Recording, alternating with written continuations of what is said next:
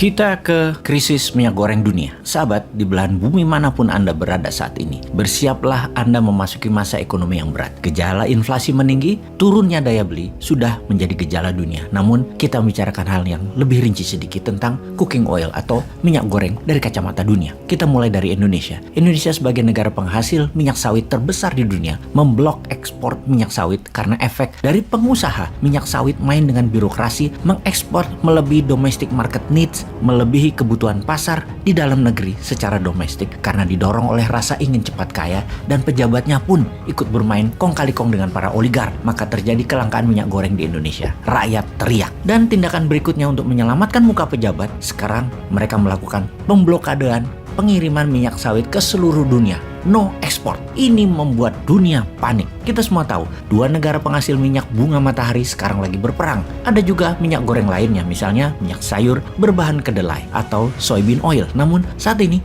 mereka lagi kena masalah dengan iklim yang ekstrim. Terlalu panas di beberapa tahun ini menyebabkan banyak kekeringan yang membuat banyak gagal panen. Juga canola oil mengalami masalah yang sama. Pertanyaannya, bagaimana Anda mendapatkan cooking oil dengan semua masalah itu di dunia? Memang tidak semua masakan memerlukan cooking oil, tetapi tetap saja diperlukan. Bahkan Anda memakan salad sekalipun terenak disiram sedikit olive oil atau minyak zaitun pada salad dressingnya atau mayonesnya. Minyak goreng ada sedikit di mana-mana pada setiap masakan utama, pada saat memanggang, menumis, bahkan pada tepung untuk pizza pakai cooking oil. Dan saat ini supply cooking oil mulai terbatas. Apa rencana kedua Anda? Apa kita harus menimbun minyak goreng di rumah? Sejauh ini, cooking oil di seluruh dunia sudah meningkat 23% harganya. Di Indonesia, bahkan lebih tinggi lagi. Kita rincikan akar masalahnya. Ukraina mengekspor 5,4 juta ton minyak bunga matahari per tahunnya dan memenuhi hampir 50% kebutuhan sunflower oil dunia. Karena sedang berperang, tidak ada lagi suplai dari Ukraina terhadap minyak bunga matahari tersebut. Rusia juga penyedia sunflower oil sekitar 25% kebutuhan dunia, dan Rusia sedang kena sanksi ekonomi saat ini. Kita ke Kanada sekarang. Sebagai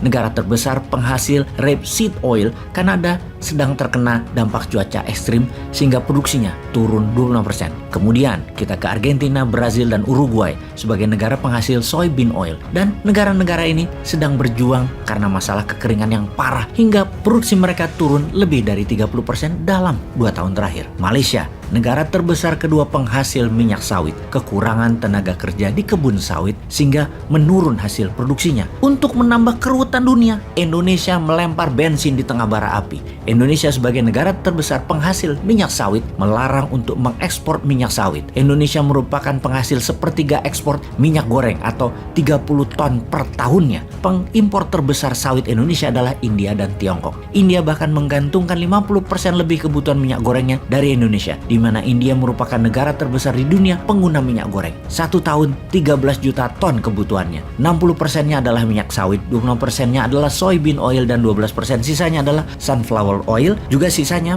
macam-macam minyak lagi seperti minyak zaitun misalnya. Kalau diperhitungkan per orangnya, India membutuhkan 19 kg minyak goreng cooking oil per tahunnya. Kebutuhan tersebut Indonesia memenuhi lebih dari 50%, kemudian Malaysia 30%. Diperkirakan India efek kekurangan cooking oil dan terbatasnya persediaan akan membuat harga naik cooking oil tersebut mendekati 30% dan akan membawa 1% inflasi di India. Bayangkan Indonesia bisa membuat India inflasi. Ini membuktikan Indonesia negara global player sejak awalnya. Memang takdirnya Indonesia itu adalah jadi negara besar. Secara keseluruhan dunia, sekarang harga minyak sawit sudah meningkat 55% di pasar Amerika. Harga soybean meningkat 27%. Rapeseed oil naik 50% di Eropa juga Amerika, dan semua ini kedepannya akan semakin buruk. Jadi sebagai konsumen, apa yang harus Anda lakukan? Menimbun minyak goreng di rumah? Karena di Eropa Barat saat ini, semua minyak goreng, sunflower oil, rapeseed oil, olive oil hanya boleh membeli tidak lebih 2 botol minyak goreng per orangnya. Semua sudah dibatasi. Ada lagi kemungkinan lain,